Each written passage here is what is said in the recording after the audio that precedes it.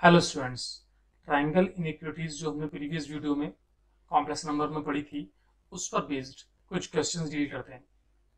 ये एग्जांपल है, if mod of z minus 2 upon z equals to 1 then find the maximum and minimum value of the mod z। ठीक है, तो क्या meaning है इसका भाई? हमने देखा था ट्रायंगल इनइक्वालिटीज में, मैं उसको रिकॉल करता हूँ। जैसे मैंने एक ट्रायंगल क्रिएट किया, सपोज ये ट्रायंगल है और ट्रायंगल में सपोज ये ट्रायंगल ले लिया, ये z1 है, ये z2 है और ये इनका सम है। तो हम लोगों ने यहाँ बताया था कि sum of two sides should be greater than, means length of sum of two sides should be greater than third side, means mod z1 plus mod z2 should be greater than equals to z1 plus z2 का mod। तो meaning क्या किया मैंने इस बात को लिखा, z1 plus z2 mod should be less than mod z1 plus mod z2। और मान लो मैं बात करूं difference of two sides, suppose ये लेंथ z1 है, ये z2 है, इनका difference of two side should be less than third side. इस केस में थर्ड साइड ये हो जाएगी। आई थिंक ये बात क्लियर होनी चाहिए। अब इसका यूज क्या करना है, सपोज ये जो पोजीशन है ना, इस पोजीशन पर मुझे ये रखना है, तो मैंने एक काम किया, इसको लिखा z plus minus of 2 upon z और यहां लगा लिया मॉड। तो ये लेस देन होगा किससे, mod z plus minus of 2 upon z और ये इधर आ जाएगा mod z minus mod of minus 2 upon z और होल मॉड। ये बात समझ में आ गई। अब इसको सिंप्लीफाई करते हैं। देखिए इसकी वैल्यू तो मुझे गिवन है, कितनी है, 1 है। मीन्स यहाँ से दो रिलेशन बनेंगे, एक ये साइड इक्वेट करूंगा और एक में जब ये साइड इक्वेट करूंगा, तो जैसे इनको इक्वेट करता हूं मैं, तो यहाँ बनेगा मॉड z प्लस, अब माइनस 2 अपॉन z लिखो या 2 अपॉन z लिखो वो एक ही बात है, ठीक है। -1 का 1 हो जाएगा, ग्रेटर देन 1। ये मैंने इसको कोरिलेट कर दिया और एक रिलेशन यहां से बनेगा mod of z minus 2 upon mod of z should be less then इसका होल मॉड। ये होल मॉड लगाना नहीं भूलना भाई, लेस देन इक्वल्स टू 1। अब मुझे ये मान लो मैंने सेकंड और ये मान लो मैंने थर्ड, इन दोनों को सॉल्व करना है। एक बार इन दोनों को सॉल्व करते हैं। जैसे मैं कहूँ कि मैंने ये ले लिया फर्स्ट वाला, मतलब सेकंड वाला, mod of z minus 2 upon mod z, इसका होल मॉड, यही था ना, होल मॉड लेस देन 1। ये इधर सॉल्व कर लेंगे और यहाँ लिख लिया mod of z plus 2 upon mod of z, ये क्या आ जाएगा, ग्रेटर देन 1। अच्छा, यदि इसको सिंप्लीफाई करूं तो ये सिंपल सा कॉन्सेप्ट बनेगा कि mod z plus 2 upon mod z, mod separate कर लिए, ग्रेटर देन इक्वल्स टू 1। ये इवेंट ऑलवेज हो जाएगा। वैसे एक बार देख लेते हैं। सपोज मैंने इसको सिंप्लीफाई किया तो क्या बनेगा, ये मॉड z का square minus of mod z plus 2 greater than equals to 1, ये ठीक है। अब मैं यदि इसको सिंप्लीफाई करके फैक्टर करना चाहूँ या मैं तुमसे ये बोलूँ ये सिंप्लीफाई कैसे होगा, देखिए यहाँ पर जो लिखी हुई थी साइड, मैं क्यों कह रहा था कि ऑलवेज ग्रेटर देन 1 होगा, क्योंकि एक नंबर है और एक ये रेसिप्रोकल में सिस्टम लिखा हुआ है।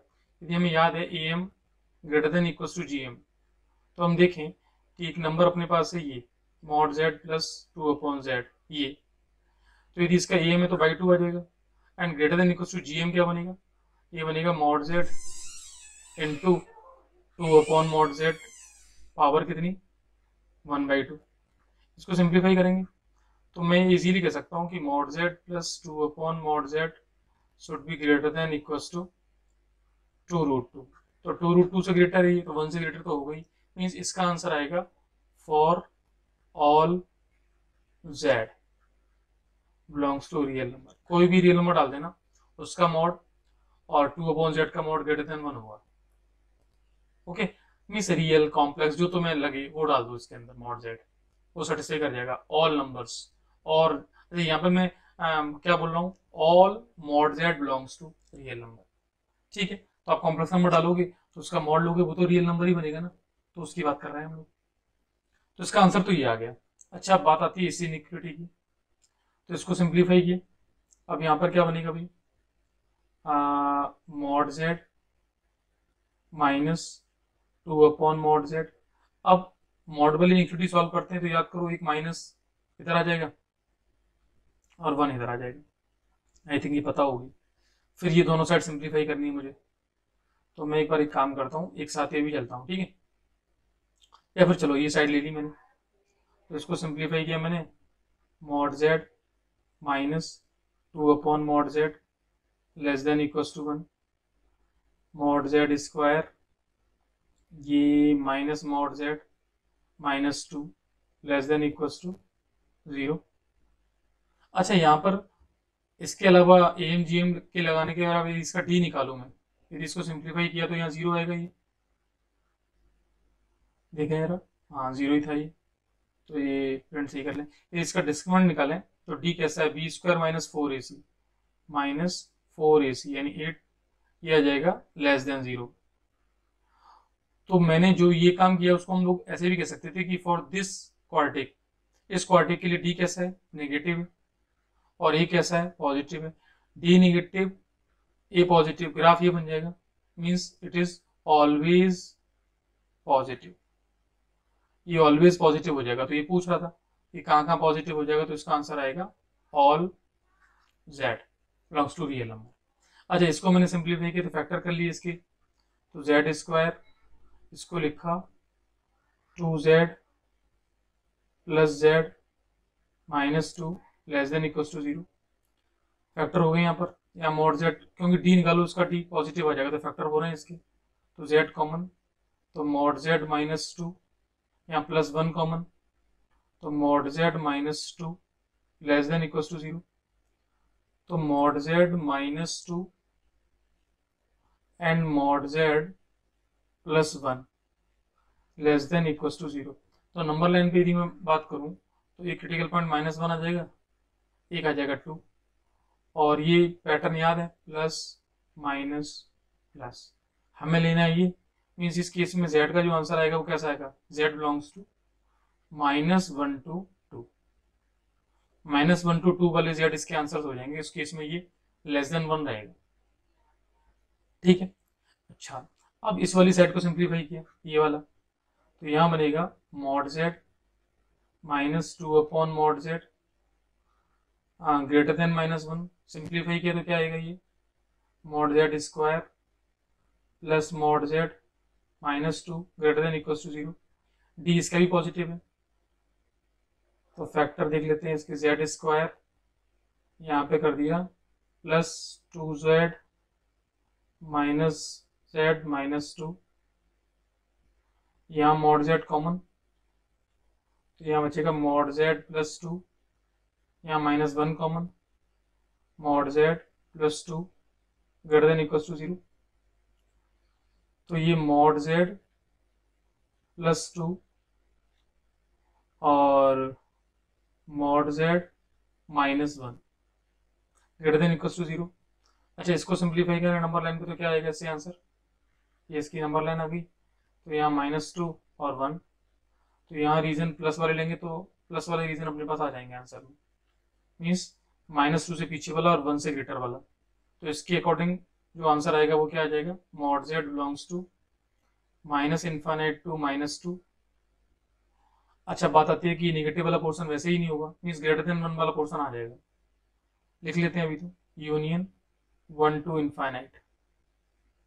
तो फाइनली यदि मैं बात करूं कि भाई मॉड z यहाँ से निकल के आएगा वो क्या आएगा, तो mod z belongs to close आ जाएंगे यहाँ ब्रैकेट, ठीक है, क्लोज ब्रैकेट आएंगे, क्लोज ब्रैकेट 1 to इनफाइनाइट। अच्छा, तो ये तो आंसर इसका आ गया 1 से इनफाइनाइट, इसका आंसर आ रहा था mod z belongs to -1 to 2, तो इसमें भी जो केसेस है वो नेगेटिव वाले तो लूंगा नहीं मैं। तो फाइनली जो मॉड जेड है वो कौन सी निकल के आ गई वो बात करूंगा। तो मॉड जेड यदि इन दोनों की बात करूं तो इन दोनों को सेटिस्फाई करने वाला आंसर कौन सा हो जाएगा। ये कह रहा है 1 से इन्फाइनाइट, ये कह रहा है 1 से मतलब माइनस इन्फाइनाइट से 2। तो यदि इन दोनों का इंटरसेक्शन लिया जाए, देखिए -1 और 2 जिसमें नेगेटिव है नहीं, मतलब 0 से ही है कुल मिला के, इधर वाले हैं, ये पोर्शन है ये वाला, और ये कह रहा है 1 से इन्फाइनाइट, तो ये वाला रीजन कॉमन हो गया, मीन्स 1 से 2।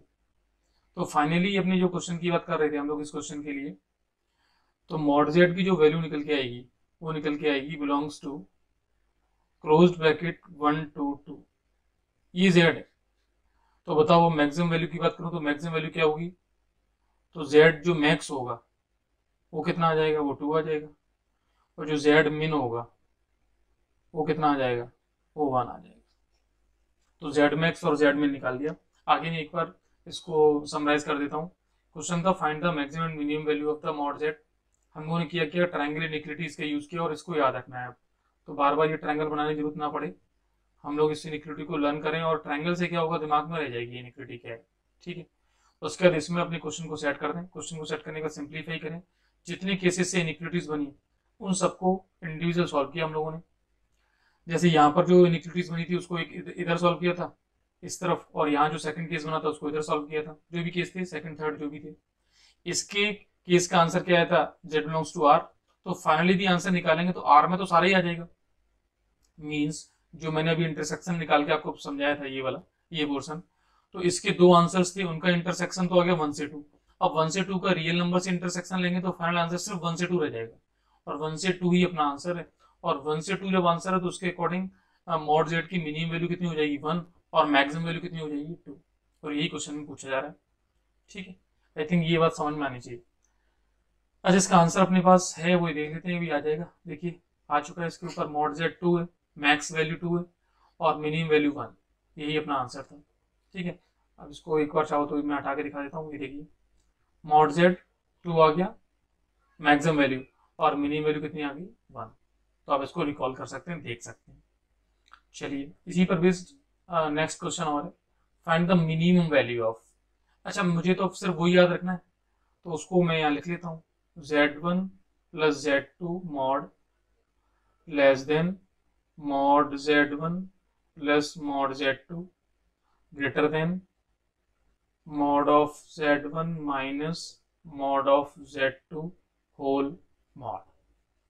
ठीक है, अच्छा अब देखते हैं हम लोग ये कहाँ पर सेटिस्फाई हो रहा है।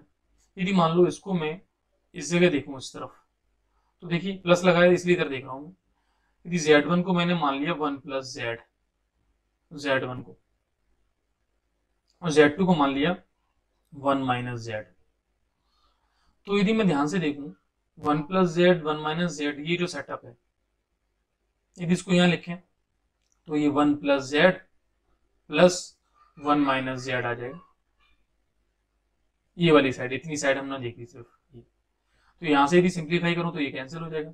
तो मैं लिख सकता हूं 2 less than 1 plus z plus 1 minus z, yes और नो। तो कोई पूछे कि भाई ये 1 plus z plus 1 minus z greater than equal to क्या है 2 है, तो इसकी मिनिमम वैल्यू कितनी है, तो मिनिमम वैल्यू कितनी हो जाएगी 2 हो जाएगी, क्योंकि 2 से बड़ा। I think it is obvious question. अच्छा, इसको करने का तरीका और भी है, अभी जब हम आगे देखेंगे तो हम जब इसके ज्योमेट्री का रिलेशन करेंगे तब समझ में आएगा कि ऐसे लिखना या फिर ऐसे लिखना एक ही बात है। क्योंकि देखो mod of minus z is equal to mod of z. अब मैं पता है इसमें यहाँ पे पूछ क्या रहा हूं, एक तरीके से एक तरह से जेड एक पॉइंट है इसकी। अब मैं जो बात कर रहा हूं मैंने आपको क्या बताया था कि z1 माइनस z2 ज्योमेट्रिकली किसको रिप्रेजेंट करता है, distance between z1 and z2। यदि मैं वही एप्लीकेशन यहां लगाऊं तो और मैं इसको ऐसे लिख दूं कि z1 माइनस 1, ठीक है, और प्लस इसको मैं लिखा z1 माइनस 1, ये तो लिखा ही हुआ है। अब मैं कहूं कि एक पॉइंट z है उसकी -1 से डिस्टेंस और z की 1 से डिस्टेंस। अब यदि इसको हम लोग नंबर लाइन पे देख लें, सपोज ये पॉइंट 1 होगा, 1 का मतलब 1,0, क्योंकि यदि और कुछ होता तो उसके साथ वो आता, जैसे 1+2 आयोटा होता। -1 का मतलब -1,0। जेड एक कॉम्प्लेक्स नंबर है, जेड तुम्हें इस सर्कमफ्रेंस पे कहीं भी मिल सकता है इस प्लेन में। अब क्वेश्चन कह रहा है कि आपको मिनिमम वैल्यू बतानी है किसकी, जेड की डिस्टेंस। अब मैं कहूं कि भाई मिनिमम वैल्यू क्या होगी, जैसे जेड यहाँ कहीं है, जेड, अब जेड की इससे डिस्टेंस तो कुछ डिस्टेंस आएगी, फिर जेड की यहाँ से डिस्टेंस, सपोज जेड यहाँ ले लेता मैं, यदि जेड को यहाँ लेता तो ये डिस्टेंस कुछ आती और ये डिस्टेंस कुछ आती, तो डिस्टेंस ऑब्वियसली 2 से तो ज्यादा ही होती। अच्छा, अब जेड को मैं यहां कहीं लू, यहां, तो ये डिस्टेंस होगी ये, और ये डिस्टेंस होगी वो भी ज्यादा होगी। यानी अब जेड यदि इस लाइन पर ए और बी के बीच में कहीं भी आ जाए, इस तरफ इस लाइन के ऊपर ही, सपोज जेड को मैंने ये ले लिया, ये जेड है, तो अब जेड की ए से डिस्टेंस और जेड की बी से डिस्टेंस, इसका अल्टीमेट सम जो होगा वो कितना होगा, वो 2 हो जाएगा। मिनिमम वैल्यू 2 होगी। मैक्सिमम के लिए तो ये जेड को तुम कहीं भी लेते रहो तो वो कॉन्सेप्ट ही अलग हो जाएगा, उसकी बात नहीं करेंगे अभी अपन। तो यदि मिनिमम वैल्यू की बात करें तो मिनिमम वैल्यू कितनी आ जाएगी, वो 2 आ जाएगी, अदरवाइज 2 से ग्रेटर ही आएगा, क्योंकि इस ट्राइंगल में भी देखो ये लेंथ इससे ज्यादा है और इधर देखो ये लेंथ इससे ज्यादा हो जाएगी, तो अल्टीमेटली ये और ये ऐड करेंगे वो भी 2 से ज्यादा है। तो फाइनली इसको ज्योमेट्रिकली भी देखा हमने, और इसको कैसे देखा, by the use of triangle inequality. अच्छा देखो, ट्राइंगल इनइक्वलिटी से हमने जो सिंप्लीफाई किया वो अपने दिमाग में होना चाहिए, बाद में हम लोग इसको ज्योमेट्रिकली देखेंगे तो बहुत ईजी हो जाएगा ये क्वेश्चन। तो ये एप्लीकेशन ऑफ ट्रायंगल इनइक्वालिटीज पे हमने 2 क्वेश्चंस डील किए। ओके।